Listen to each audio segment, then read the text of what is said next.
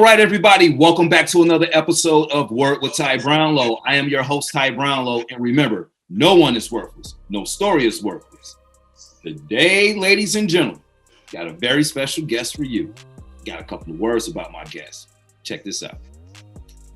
Bridge, emancipating, determination, trustworthy. All the way from, is it Atlanta? No, I'm from Maryland, but I reside. Well, residing in Atlanta right now, originally from Maryland, residing in Atlanta. Yes. Please put your hands together for Miss Genora Smith. Thank you. Thank you for having me. Man, look here. Thank you for being on. All right. Now, some of the words I use to describe you. Bridge, emancipating, determination, trustworthy. Now, everybody's probably like, why do you have these words? What are y'all going to talk about today? Well, sometimes, especially in the African-American, community, we look for symbols of independence. Mm-hmm. One of the main symbols of independence is being a homeowner. Okay. Yes. Today, Ms. Genora Smith and myself, we're going to talk about, getting that, independence, being emancipated, and, getting the home and basically the home of your choice, or close to the home of your choice. Yeah. If you don't have money. All right. Okay. All right. All about the budget. Real quick. Okay. Slow down, because some of y'all like, I could. No, you're not Rick Ross. You can't have that. All right. All those coins. It's all about the coins. Thank you. Now, man, let's just dive right in. I want to dive right into your business venture. You, you have something. Well, you launched Welcome Home Georgia back in February 2021. Yes. You just tell people a little bit about your background and a little bit about Welcome Home Georgia. Okay. Well, my background, I am from the DMV. Was born in Virginia, raised in Maryland, and resided in Atlanta. And Atlanta, wasn't a place that I thought I would be, but I just had to push myself. I knew I needed to change my environment. Mm-hmm. So I looked at a few schools in Atlanta, and I went to school for design and marketing. So went to look at a few schools. They accepted me and my cousin. We didn't have the best GPA, so the first school that accepted us, we went. I was working at the Washington Hospital Center. I love my nurses. Shout out to 5F. I'm sorry. My 5F. All y'all over at the center, though. All y'all. Yeah, because they really, really inspired me to move. So, and I really appreciate that. Where I'm from is just that you don't leave that box, and you can't see beyond that box. So I thank God that I did have faith, and I made myself move. And what Welcome Home Georgia, it's under my broker, Maximum One Realty, but I am going to branch off eventually. But Welcome Home Georgia is just my real estate company, welcoming people, relocating, first-time home buyers, investors. I love it. I love real estate. I feel like real estate was the best thing I could have provided to my community. Yes, land is some of the best things. Pretty much in my mind, is one of the best things you ever can acquire. Yeah, most definitely. Yes. Speaks for itself. You can pretty much build and do whatever it is on it that you need to do to gain money off that as well. Yeah, most definitely. It's something people, I'm not gonna say they can't take it from you, because if you're not paying your taxes on it, then it can get taken from you. But it's just, breaking generational curses, just really influencing the younger generation to buy. Everybody's like, rent. But if you can afford to rent, you can afford a mortgage. A lot of times your rent is more than your mortgage would be. So that's true. Just about educating. And I really, I'm an agent, but I consider myself a real estate activist, really showing our people how to get in and get a house. A lot of them don't even know they can be approved until they go through the process. I've had plenty of buyers who just said they went through the motion and did not know, wasn't expecting to get approved. So it's not as hard as it may seem. So let me ask, where does that, I'm not going to say stereotype, but where does that mentality come from where, I'm never going to be able to get a house. I'm never going to be able to do this. I'm never going to be able to do that. Well, a lot of times it's society. And you know where I'm from, which is, it's not the best area, but you're kind of stuck. You're stuck unless you want more. And living in Section 8, you can't even have a male live with you legally, Right. So society will take care, the government will take care of the female, but they won't take care of the male. So, a lot of times that's where it comes from, even, men being in jail, women being in jail, we just think that we can't have, or we don't deserve, or we just settle. A lot of times we just settle. So that mentality, people, we got to change it. We gotta change it. You know what I'm saying? So, and being out here, I'm sorry. No. Go ahead. And just being in this environment, like I would say, Atlanta is so inspiring. Like just to see how many young entrepreneurs are out here and so many young home buyers. Like my husband himself, he bought his first house at 24. I wasn't thinking about that like he had just came out of school and bought a house. Like me, I wasn't, I wasn't raised around it. You don't know until you see, until you experience. So. Yeah, that's true. But now, okay, so now let's talk a little bit about it, because I was reading about your influence, about your mom's influence on your career in real estate, and how when you all were young, how when you were young, not your mom, but I mean, basically, she was younger.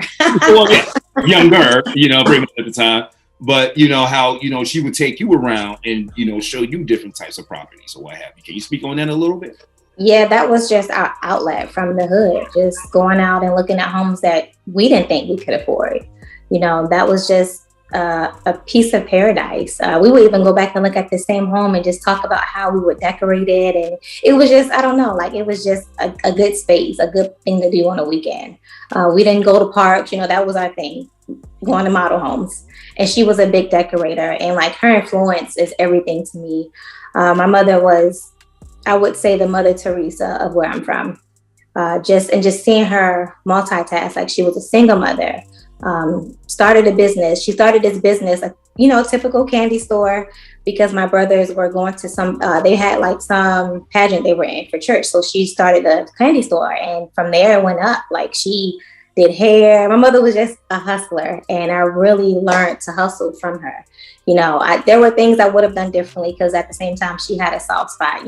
People kind of got over, but I learned from there not to let that happen to me. So, but yeah, she, I wouldn't be here without her.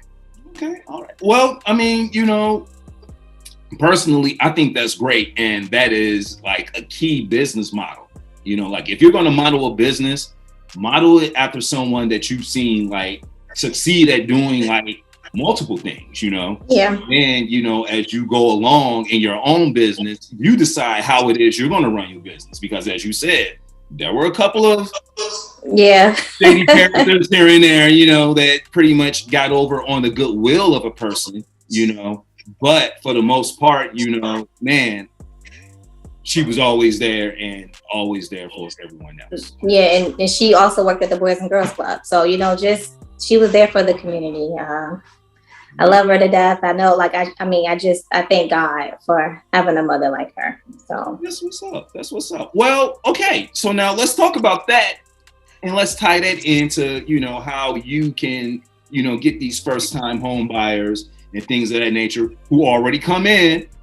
Half of them already come in with the mindset, man, I'm here because my girl dragging me here, or I'm here because, man, she won't stop talking, man, like, I already know what's going to happen. Let's just see what's going to happen. Because it happens. Yeah. And I'm pretty sure they come in like, what, my girl dragged me here. I don't think we're going to be able to get this house. Even if we do, I don't know how I'm going to be able to afford it. But then as you go through the process, damn, I got this house? Yep. I can't afford it? So talk about how you break down that process and how you like get people from point A to point B. Okay. Well, a lot of times I tell people, start saving. If you want to buy, just start putting money to the side. And how do you put money to the side? You budget yourself. You probably don't need to go to Starbucks every week, or every day. You just gotta miss out on things to gain in the end. And that's very important, having that foundation of saving. A lot of times we don't save, we spend everything that we have. So, but I tell my clients, just your credit score is everything.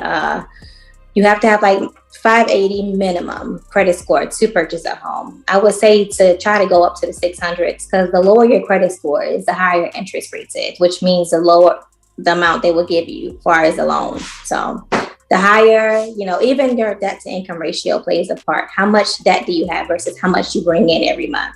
So a lot of these are major factors. Even buying a new car, that will hurt you buying a house. I've had clients going through the process and went and bought a car and had to wait some time because that takes down, that builds up the debt to income ratio. So, okay. Right, I'm like, wait a minute, buying a car, but yes, I mean, if that's going to hit your report, then that goes, yeah, okay. And I tell clients when we first start, like, hey, I have a list of lenders that you can use. But I also tell them you can also use your own lenders. You don't have to use who I utilize on a regular basis. It will be nice because I have relationships with these people. But at the same time, you are the consumer. You shop around. I give you a list of lenders. You can, I think it's within a few, I can't tell you exactly how many days. I think it's like 24 hours or 48 hours where you can get your credit pulled multiple times and it will be considered one pull. Oh, wow. So you have to shop around with lenders. You see what interest rates they have, what point, just you're the consumer, like I said. We work for you guys. So a lot of people come in and they're timid. They're afraid to ask questions. Referring back to my husband, before me, he bought a house, didn't know what he was doing, didn't even know what the numbers were. He set out, he just said, I'm going to figure it out. And thank God he did. But, you really need someone that's going to educate you because it's not easy. Even when you're getting them the settlement statements, it's a lot of numbers. And I try to stay in my lane as an agent because sometimes that's the lender's job to explain everything to you. But if I can explain it to you, that's what I'm going to do. So, but that's the first thing is getting approved. And once you're approved, based on the amount the lender approves you for, we go shopping based on that. So if you get approved for 280, we go look at a house within that price point. Now, I always tell my clients or ask my clients, what do you want to pay monthly? Because you may be approved for this much. However, let's go shopping based on how much you can afford to pay a month.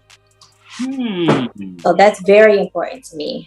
Okay. All right. Now, see, nugget right there, ladies and gentlemen. Because just like I know, sometimes the eyes are much bigger than the stomach. Yeah, most definitely. So, and that's hard trying to bring them in like, nah, that's not your budget. Right. Well, no. But see, Genora, I have this much. I can buy that. No. Yeah. No. Okay. Now, see, that is something to consider because I know for a fact I wouldn't be considering that.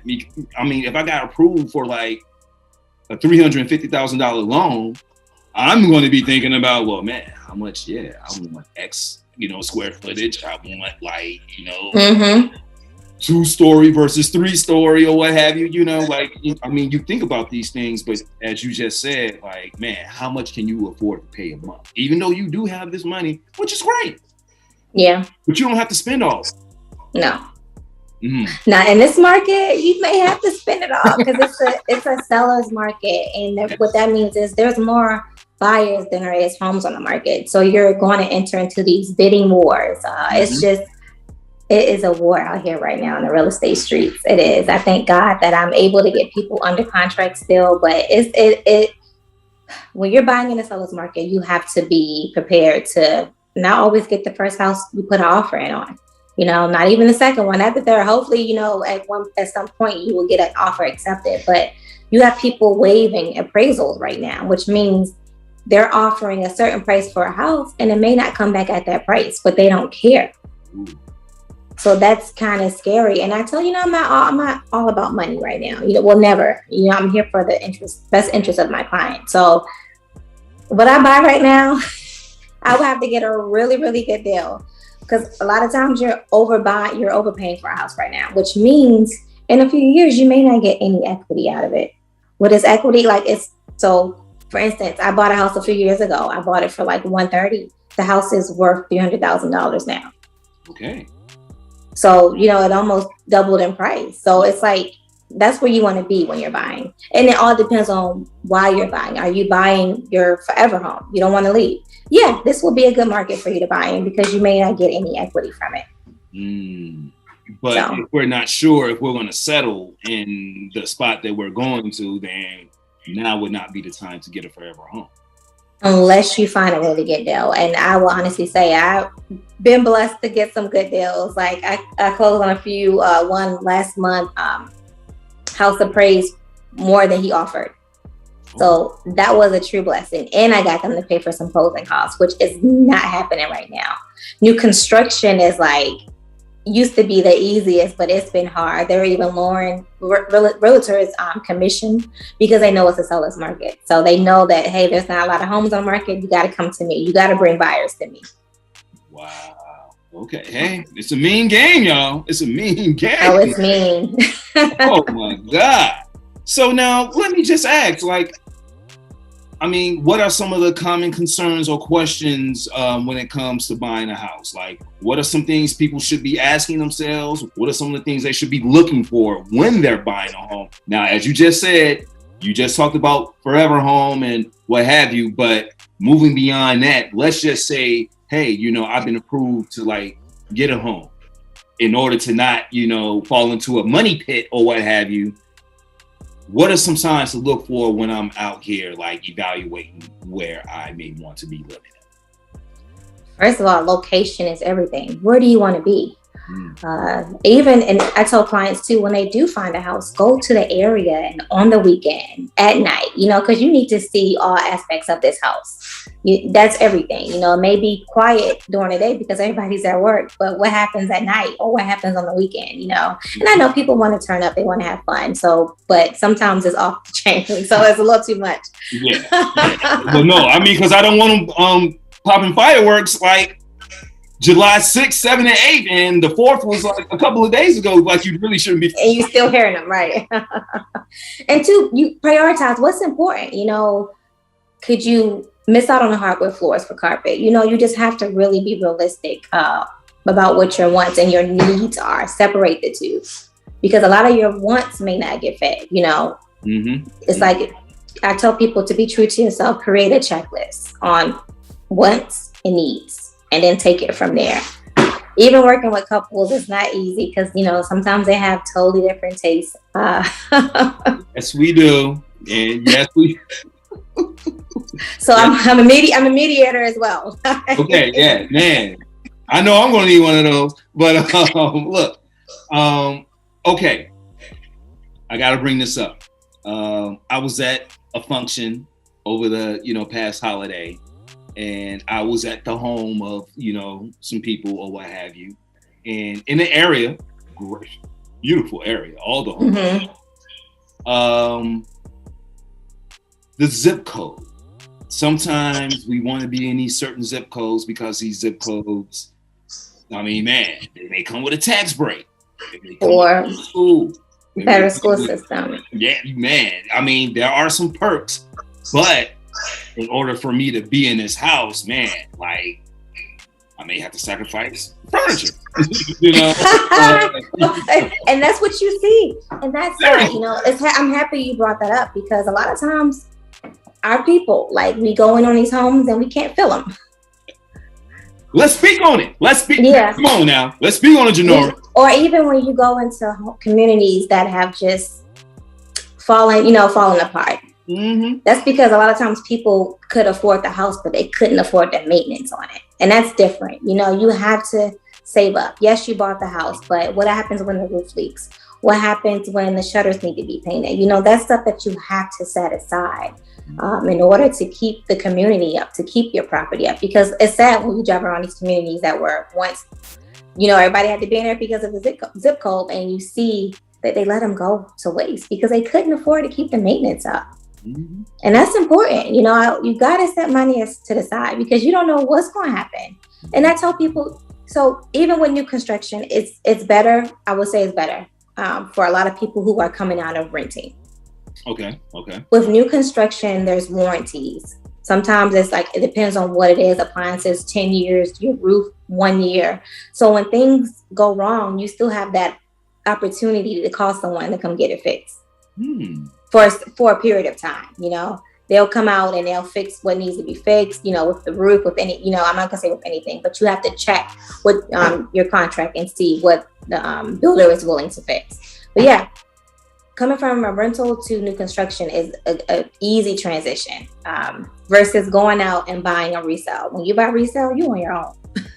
Like, you know, if you buy that house, I had a friend, I wasn't her agent, didn't have my license, and I was stay-at-home mom at this point, who closed on her house, and the same day she went, her whole unit, AC unit, was gone.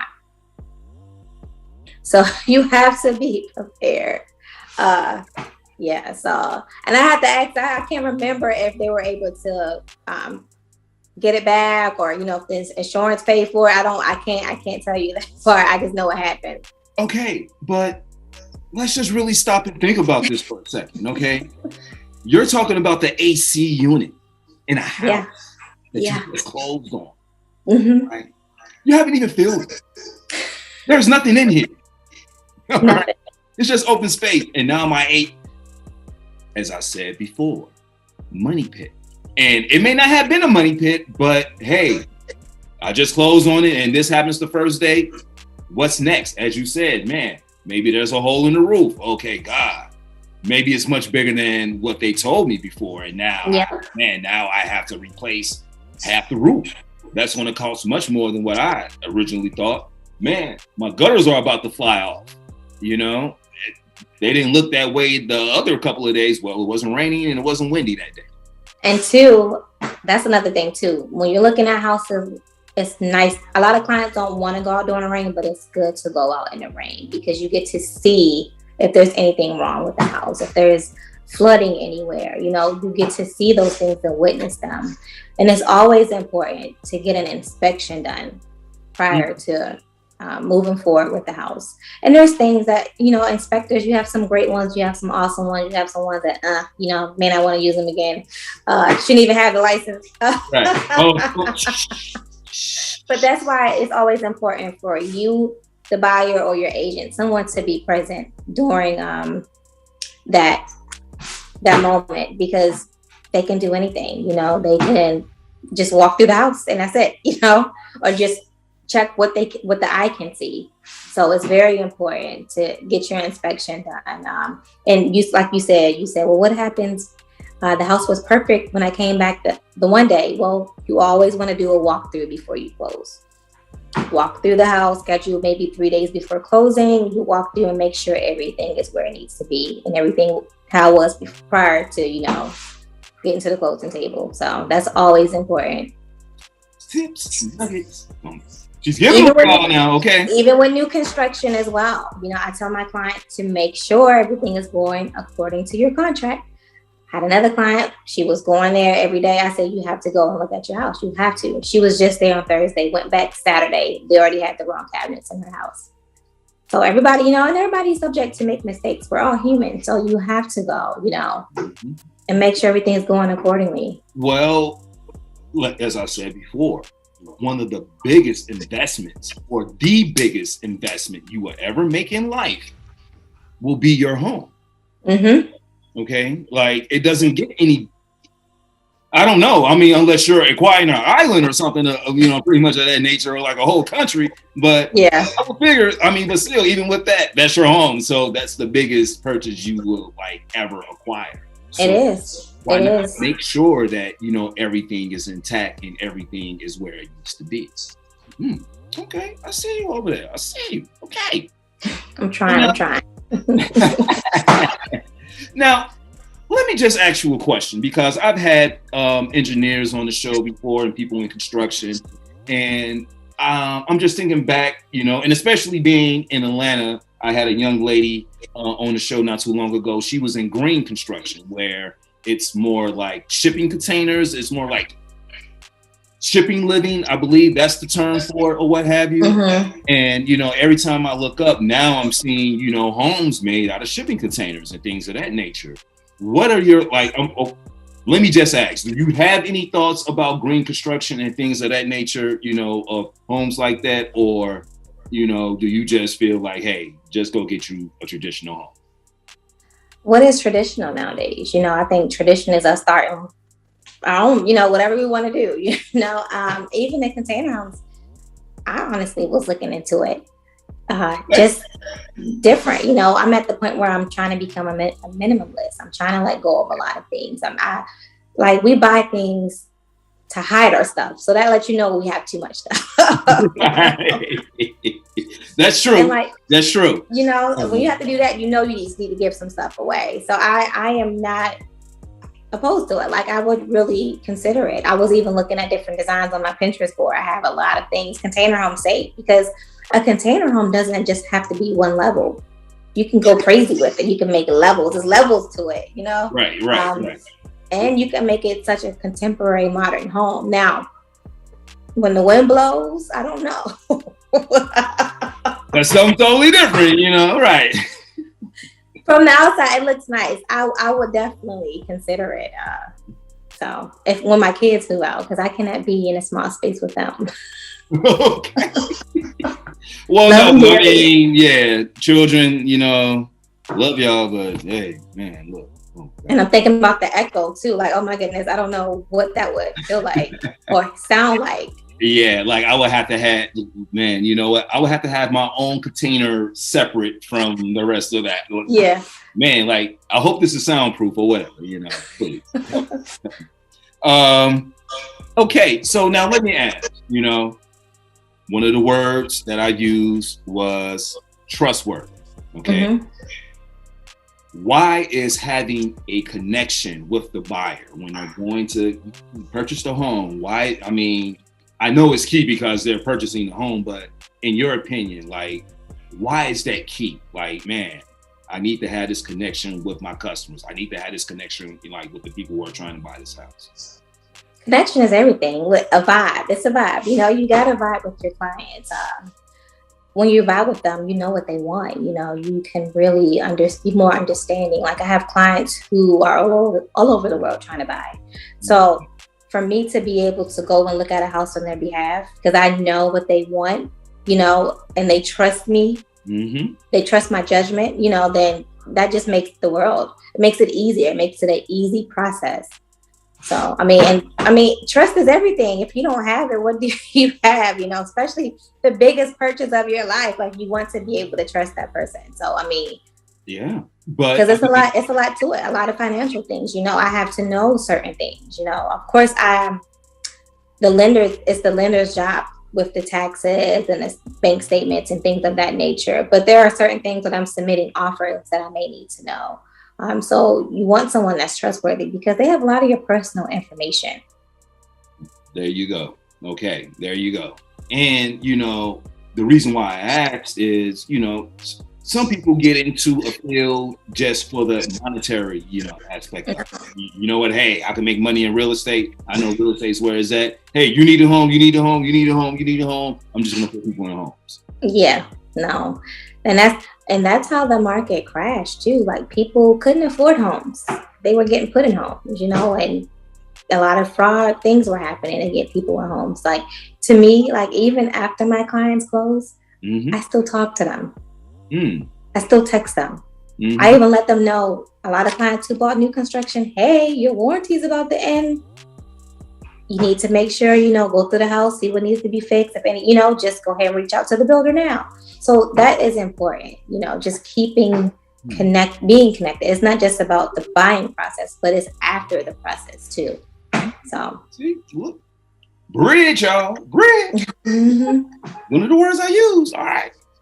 Now, if people want to get in contact with you, man, they want to, your services. Man, look, yeah, Genora, look, I think I'm finna do this. I don't think you should do that. I don't think you should buy that Rick Ross mansion because you don't have like that money. You only look. You keep saying him. He's up the street from me too. See, man, look. And the only reason why I keep mentioning Rick Ross is because they keep playing this like wing commercial, and he's like, "We're not even doing wings now. We're doing thighs." So it keeps. It's a chicken shortage.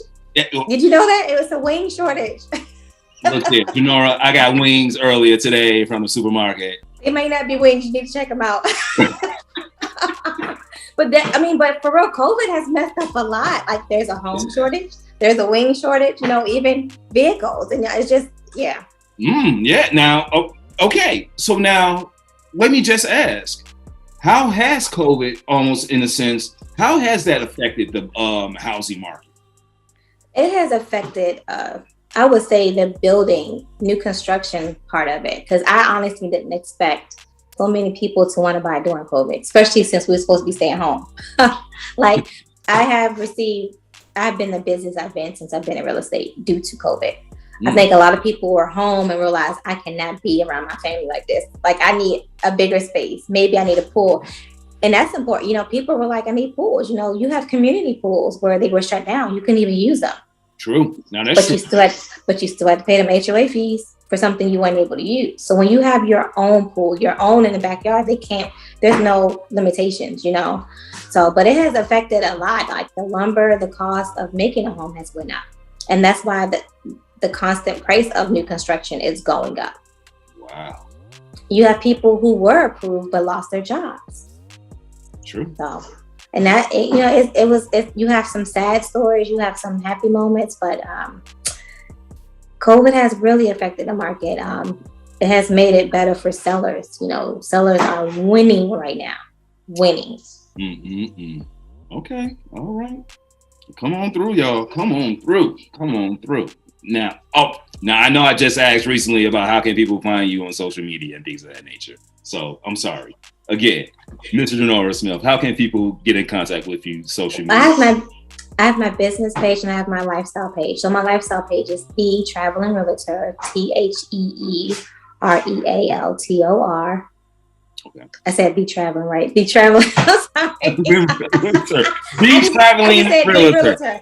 The Traveling Realtor, TheeRealtor.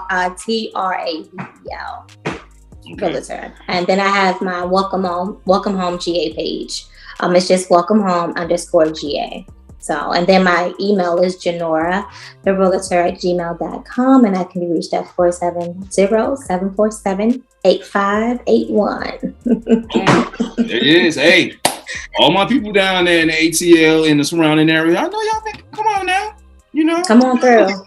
Because it's hard, but I'm still getting my people under contract. Man, look, now y'all know I don't have them on here, man, unless they solid. So we did the work, they solid. Y'all need to come on through.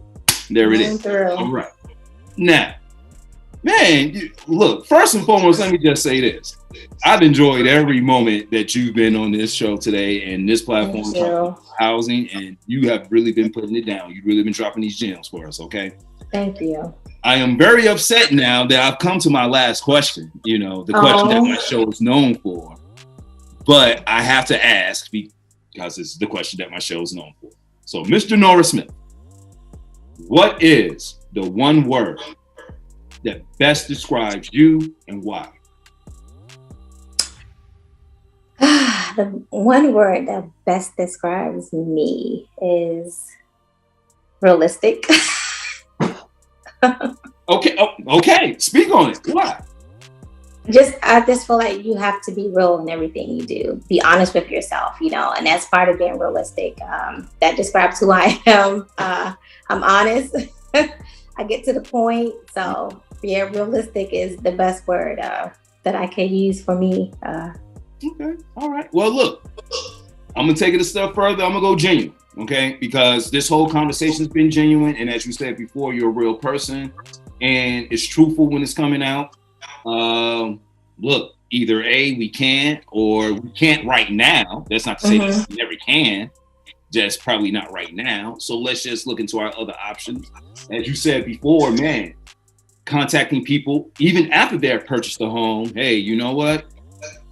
6 months is going past, you know, in another 6 months, you know, the warranty's going to be up. Maybe you want to just, you know, see what's coming, you know, see what's going on or whatever. Hey, this may be the rainy season, you know, man, you know, this winter, we may not get snow, but we may get a lot of rain. Yeah. You may want to just walk through and see what's going on. Honestly, I believe the tip you just gave, like about going to check out a piece of property when it is raining just to see if there's any leaks and floods or things of that nature. Man, you spot on with that one, okay? Thank you. Okay, oh man, I have to write that down. Okay, for real. Yeah, because literally I've been at homes where it's raining. It's like you can literally hear the rain coming in. And it's like, but it's crazy because a lot of buyers, they don't want to, I've had clients showings because of, oh, it's raining outside, I can't come, but those are the times to go. And sometimes it's not as much competition either. Like a lot of, if you're not going to go, imagine who else not willing to go outside, but that person that has been looking and is tired of looking is going to be out there with their rain boots on and their raincoat on, getting it, going out there looking at houses. So you have to push yourself, whether the weather permits or not. So there it is. Okay. So, hey, there it is, y'all. Okay. We just told y'all once again, man, Ms. Genora Smith, I thank you. Thank you for coming on the platform today, man. House hustler, y'all. Man, you want to show y'all a sweatshirt. Let me see if I can stand up. Let me see my shirt. House hustler. Oh, there it is, y'all. Okay. All right. Told you we was going to find a way to get that in here somehow. All right. There. We got it. We got it in. Woo! I'm so glad this is independent media. But ladies and gentlemen, once again, this has been Word with Ty Brownlow. I've been your host, Ty Brownlow. Remember, no one is worthless. No story is worthless. You can follow me on all social media platforms at Word with Ty Brownlow, or you can just go to my website, tybrownlow.com. You definitely getting this conversation, plus other great conversations. Ms. Genora Smith, thank you. Thank you for having me, Ty. Peace out. Peace.